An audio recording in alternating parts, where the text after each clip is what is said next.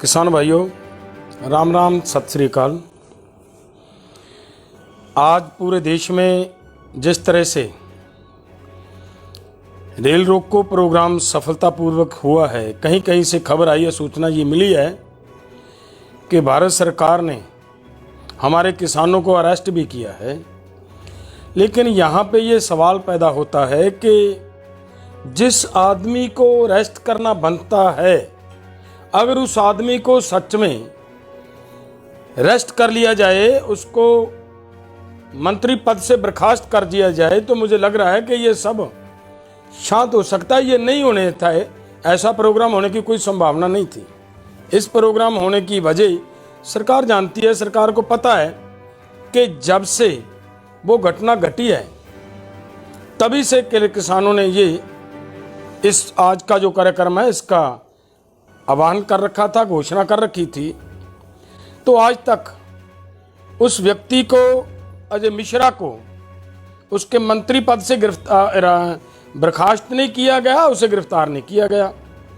और उससे भी आगे जाकर अगर और बात देखें कि उन्हीं के एक साथी से 2 वेपन भी बरामद कर चुकी है सरकार। उनकी जो गाड़ी थी उनमें से भी जले हुए हालात में कुछ वेपन प्राप्त हुए हैं। वो सब अपने आप उनकी गुंडागर्दी, उनकी अनेरगर्दी को दर्शाते हैं। वो बताते हैं कि किस तरीके से वो किसानों का कत्लेआम करने के लिए निकले थे और गाड़ियों के नीचे रौंद कर जिस तरीके से उन्होंने किसानों का कत्ल किया है वो पूरी दुनिया को पता चल गया, पूरे देश ने देख लिया।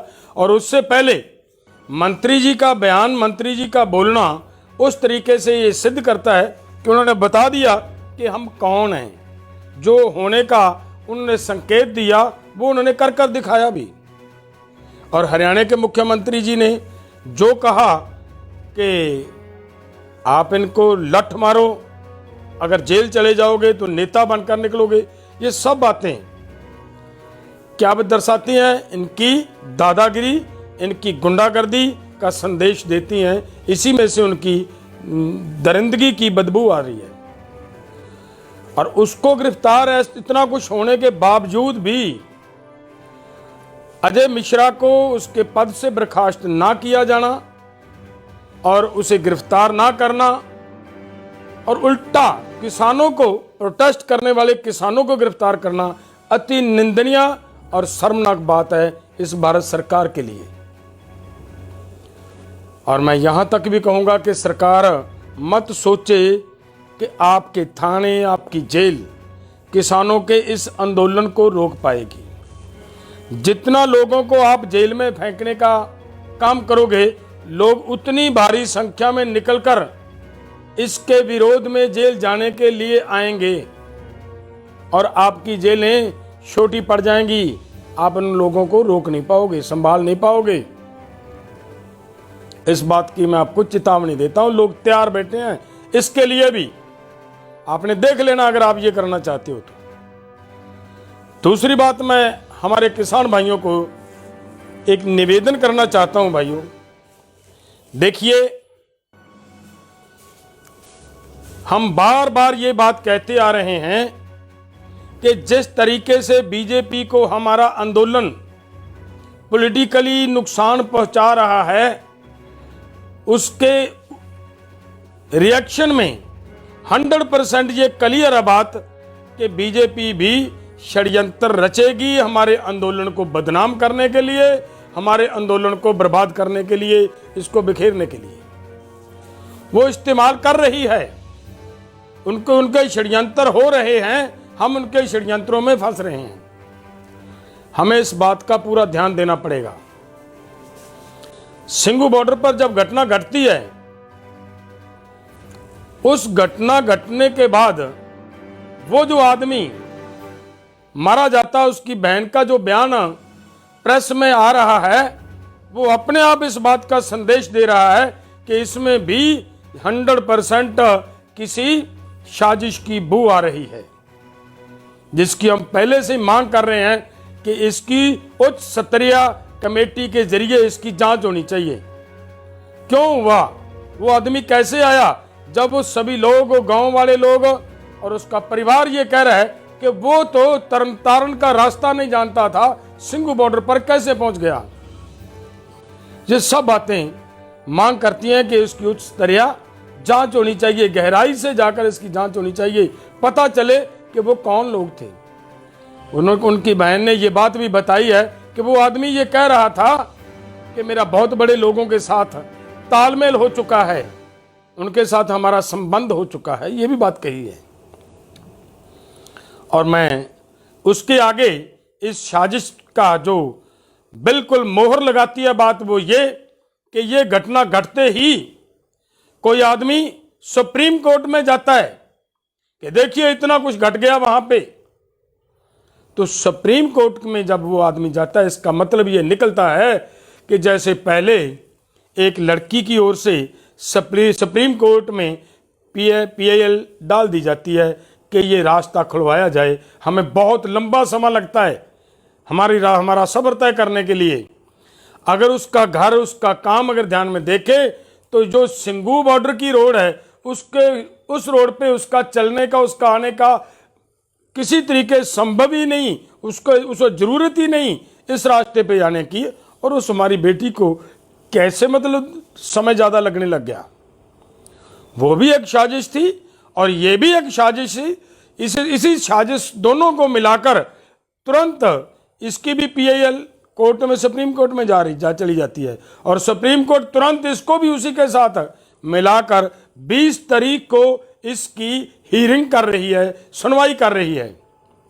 जब वो सुनवाई करेगी तो फिर स्वाभाविक है कि जो हिसाब से सरकार सुप्रीम कोर्ट का कंधा इस्तेमाल करने का प्रयास कर रही है, तो कहीं ना कहीं हमें शंका जाहिर होता है कि कहीं अगर सरकार अपनी इस चाल में सफल हो जाती है, अगर सुप्रीम कोर्ट का कंधा इस्तेमाल कर जाती है, तो भाइयों हमारे आंदोलन के लिए ये अति खतरनाक होगा। हम सभी लोगों को इसी बात पे तुरंत सतर्क होना पड़ेगा। इसी समय इस आंदोलन को संभालने के लिए, इस आंदोलन को, इन बॉर्डरों पे बैठे आंदोलनकारियों को, आंदोलन को मजबूती देने के लिए हमारा काम भले खत्म हुआ है या अभी नहीं हुआ, काम बीच में पड़ा है, छोड़ देना चाहिए हमें अब, क्योंकि ये फसल फिर हो सकती है। अगर जमीन बच जाएगी तो फसल फिर भी हो जाएगी। अगर फसल काटते काटते जमीन चली गई तो कतई फसल नहीं होगी और हमारे पास केवल पछताने के सिवा और कुछ नहीं बचेगा। इसलिए हमारा निवेदन है सभी किसान मजदूर भाइयों से कि तुरंत, अब समय नहीं है कि हम और समय इसका समय गवाएं, समय खराब करें और इसकी इंतजार करें कि कल जाएंगे, परसों चले जाएंगे, 2 दिन ठहर कर चले जाएंगे। नहीं भाइयों, 20 तारीख से पहले पहले आप सभी ने हमारे इन बॉर्डरों पे आना होगा। हर किसान की जिम्मेदारी बनती है, हर मजदूर की जिम्मेदारी बनती है, हर उस आदमी की जिम्मेदारी बनती है जिसने पेट भर खाना खाना है, वो तुरंत यहां पे पहुंचे। हमारा निवेदन है भाइयों, अगर बचाना है, आंदोलन को जीतना है, तो अब समय घर बैठने का नहीं है। फसल कट जाएगी, फसलें कटती रहती हैं, नुकसान हो जाएगा थोड़ा बहुत, कोई फर्क नहीं पड़ेगा, लेकिन अगर जमीन चली गई उससे बड़ा नुकसान और कोई हो नहीं सकता और हमारे पास उसके बाद पछताने के सिवा और कुछ बाकी नहीं बचेगा। इसके लिए हमारा निवेदन है, हम कसम खाएं, उस मिट्टी की कसम खाएं अपने उन बच्चों की, कि हम हर हाल में इस आंदोलन को जीतने के लिए, अपनी जमीन को बचाने के लिए, अपनी पेट भर खाने के लिए, रोटी को बचाने के लिए हम सभी तुरंत फौरन इस बात को सुनते सार हम दिल्ली की ओर, इन बॉर्डरों की ओर रवाना हो। बड़े बड़े जत्थे बनाकर, काफले बनाकर आप यहां पहुंचे ताकि बीजेपी सरकार, सेंटर सरकार को मुंह तोड़ जवाब दिया जा सके। और मेरे भाइयों, ये बात मैं आपको क्लियर कर देना चाहता हूं, फैसला भले कोई भी आए, आंदोलनकारी रोडों से नहीं उठेंगे, ये मर जाएंगे लेकिन रोडों पे बैठे रहेंगे, रोड खाली नहीं करेंगे। क्यों नहीं करेंगे? क्योंकि साइड पे रास्ता छोड़ रखा है पहले से ही। वो सरकार ने खुद ब खुद बंद किया हुआ है, प्रशासन ने खुद बंद किया हुआ है, किसानों ने कहीं रास्ता बंद नहीं किया। ये उल्टा केवल किसानों के आंदोलन को बदनाम करने के लिए प्रशासन ने खुद उस रास्ते पे 3-3 फुट गहरे खड्डे बना रखे हैं, उनमें पानी भर जाता है बारिश के दौरान। बार बार हमने निवेदन किया प्रशासन को कि इस रोड को ठीक किया जाए, नहीं किया। लेकिन पंजाब से एक बार संत बलबीर सिंह सीचेवाल जी आए यहाँ, इस रास्ते को ठीक करने के लिए यहाँ के प्रशासन ने उससे उनको भी ये कहा कि आप मत कीजिए, ये हम करेंगे, हमारी जिम्मेदारी है, हमने काम शुरू करने का ठेका दे रखा है। उनको भी नहीं करने दिया और खुद भी नहीं किया। इसका मतलब क्या था? इसका मतलब यह निकलता है कि इस रास्ते को जानबूझकर ये सरकार बंद रखना चाहती थी और बंद रखने के बाद इसी को इस्तेमाल करते हुए सुप्रीम कोर्ट में ये रुका हुआ रास्ता कहने के बाद हमारे आंदोलन को बदनाम करने के लिए, आंदोलन को उठाने के लिए यह यत्नशील थी। और इसके लिए, इसीलिए ये ऐसी ऐसी घटनाएं हो रही हैं।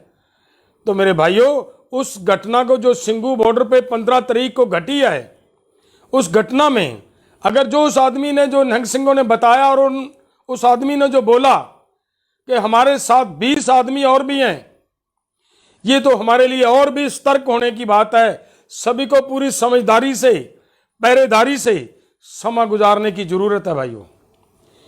ये तो ठीक रहा कि वो आदमी पंजाब का था और सिख भाईचारे से में से था।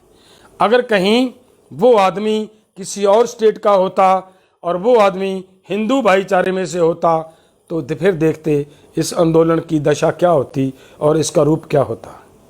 इन सभी बातों से हम सभी ने सतर्क रहना है, समझदारी से काम लेना है। आंदोलन को बचाना है तो 1% हम सबको इस आंदोलन पे और इन 3 काले कानूनों पे ध्यान केंद्रित करते हुए इस लड़ाई को आगे ले जाना है, जीतना है। जीतने के लिए यहाँ पे बड़ी संख्या में हमारी गैदरिंग होनी, बड़े इकट्ठ होने बहुत जरूरी हैं। धन्यवाद। वाहिगुरु जी का खालसा, वाहिगुरु जी की फतेह।